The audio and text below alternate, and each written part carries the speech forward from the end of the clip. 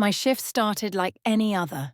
Scrub sleeves rolled up, my stethoscope warm from a 12-hour day, and the scent of antiseptic clinging to my clothes like perfume. St. Augustine Memorial wasn't the prettiest hospital, but it was home. At least it felt that way sometimes, especially for someone like me, who didn't really have one. I was just finishing up paperwork when Marla, the head nurse, called out from behind the desk. "Emma, room 317. Mr. Whitmore's asking for you again." Of course he was. I sighed and stood, sliding the clipboard onto the rack. Room 317 belonged to Edmund Whitmore, 86 years old, stubborn as a mule, and as wealthy as he was reclusive. No family ever visited. No one called. The only people he saw regularly were the nurses, and even then, he barely spoke to anyone. Except me. I pushed open the door and found him where he always was, sitting in his recliner, a blanket over his legs, book in hand. He glanced up as I entered. "Didn't think you were coming," he said, his voice raspier than usual. "You rang," I replied with a smile. "What can I do for you tonight, Mr. Whitmore?"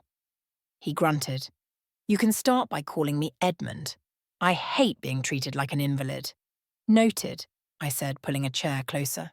"How's the pain?" He shrugged but winced doing it. "I'm old. Pain comes with the package." I stayed a while, longer than I was supposed to. We talked about books, about the world outside, and sometimes about the silence, the kind that only grows louder with age. "Everyone just wants something," he said one night. "But you actually listen." I smiled gently. "That's part of the job." "No, it isn't," he said, eyes fixed on mine. "That's the part they can't pay you for." I thought nothing of it at the time. Just an old man's gratitude. But weeks later, when his condition began to decline, he started asking for me by name. Only me. Day or night. The last words he ever said to me were, "You were the only one who made me feel human again." And then, just like that, Edmund Whitmore was gone. But what came after? No one, not even me, was ready for that. It happened on a Tuesday. I had just finished my morning shift when I got a call from the hospital's front desk. "You've got a visitor in the main lobby," the woman said. "A visitor?" I frowned. "Who?" "He says he's Mr. Whitmore's attorney." I almost dropped my coffee. When I arrived downstairs, a man in a grey three-piece suit stood with a briefcase, looking like someone out of an old courtroom drama. He introduced himself as Charles Merton, executor of Edmund Whitmore's estate. "I'd like to speak with you privately," he said. We found a small waiting room, and I sat nervously while he opened his case and pulled out a sealed envelope. "I know this is unusual," he began, "but Mr. Whitmore made several last-minute amendments to his will. You're named in it." I blinked. I don't understand. Why would he leave anything to me?" Charles gave a slight smile. "He left everything to you." I stared at him. "Everything?" I echoed. "Yes. His estate, his assets, his home, businesses, art collection, trust accounts, all of it." He paused. "It totals close to $42 million. I couldn't breathe. This has to be a mistake," I whispered. "I was just his nurse." Charles shook his head. "No, you were much more than that. He wrote a letter. Would you like to read it?" My hands trembled as I unfolded the paper. "Emma, if you're reading this, I've already said goodbye. But I needed to say it again, properly. You reminded me what kindness feels like, what it means to be seen. I've been surrounded by money my whole life, and yet I've never met anyone richer than you. In character, in warmth, in honesty. Don't let this gift scare you. Use it to become everything I know you can be. Your friend, Edmund." Tears blurred my vision, but as word of the inheritance spread, so did the questions. And the danger. The hospital was buzzing, nurses stared, doctors whispered, reporters started calling. And then came the Whitmores. It turns out Edmund did have family after all. Nieces, nephews, a brother who lived in Europe. None of them had visited. Not one phone call. But the second his fortune was willed to someone unrelated, they came out of the woodwork like moths to flame. One of them, A sharply dressed woman named Veronica Whitmore confronted me in the hospital parking lot. "You manipulated him," she hissed. "Took advantage of an old man." I stepped back, stunned. "I cared for him. I never asked for anything," she sneered. "You're nothing, a nobody in Scrubs, and you think you deserve our legacy?" I wanted to cry, but I held my ground. "I didn't ask for any of it. He made his choice." "That choice won't stand," she snapped. "Not once our lawyers are through with you." She stormed off, heels clicking like thunder. Days later, I received a notice of a lawsuit, contesting the will on grounds of manipulation and undue influence. Charles, the attorney, wasn't surprised. "They want you to give it up quietly." "Should I?" I asked, heart pounding. He shook his head. "Only if you believe you didn't earn it."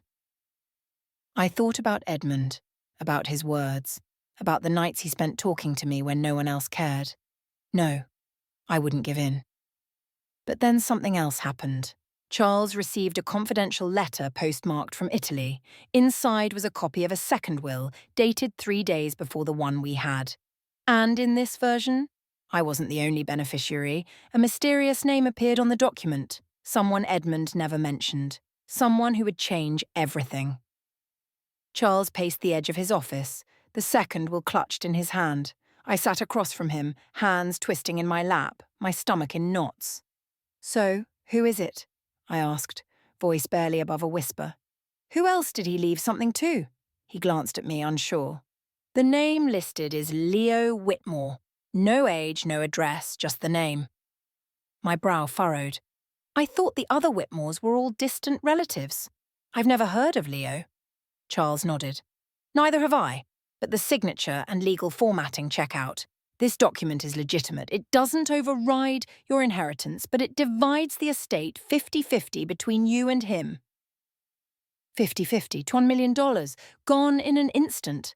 Not that I had even touched a cent, but it still felt like something had shifted under my feet. "I need to know who he is," I said, standing up.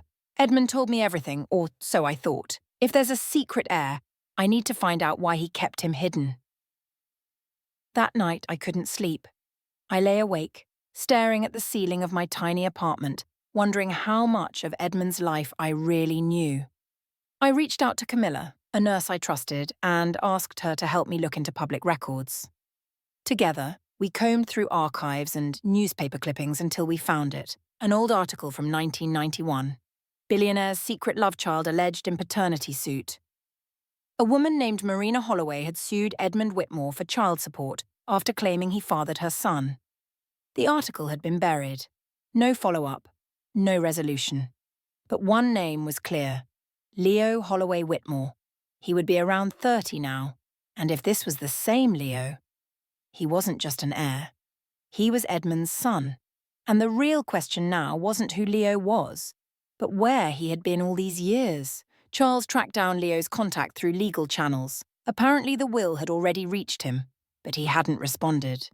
"Strange," Charles muttered. "Most people don't ignore an inheritance this big." He eventually arranged a meeting, neutral ground, in a public cafe downtown. I agreed, but my nerves were wrecked. I didn't know what to expect. Anger? Suspicion? Grief? When I walked into the cafe, I saw him immediately. Leo was tall, olive-skinned, early 30s, with sharp cheekbones and striking grey eyes. He wore a dark coat, wrinkled jeans, and carried a quiet intensity, like someone used to watching life from the edges. "You must be Emma," he said, standing politely as I approached. I nodded. "You're Leo?" "Last time I checked," he replied with a faint smirk. We sat. Silence hung for a beat too long. "You knew Edmund?" I finally asked. He shook his head. "Not really. Not beyond the name.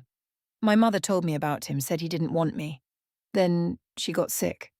I was in foster care by the time I was 8. "I'm so sorry," I whispered. Leo shrugged like he'd practiced not caring. "Don't be. I survived. But then I got this letter from a lawyer saying Edmund Whitmore, my biological father, left me half his fortune. It felt surreal." I nodded. "I was his nurse. For the last few months, he never mentioned you." Leo looked away. Maybe he was ashamed. No, I said firmly.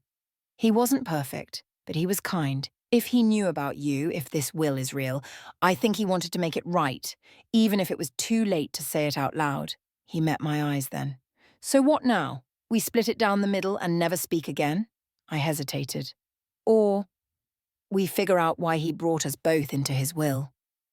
Because something still wasn't adding up. Why had Edmund kept Leo hidden?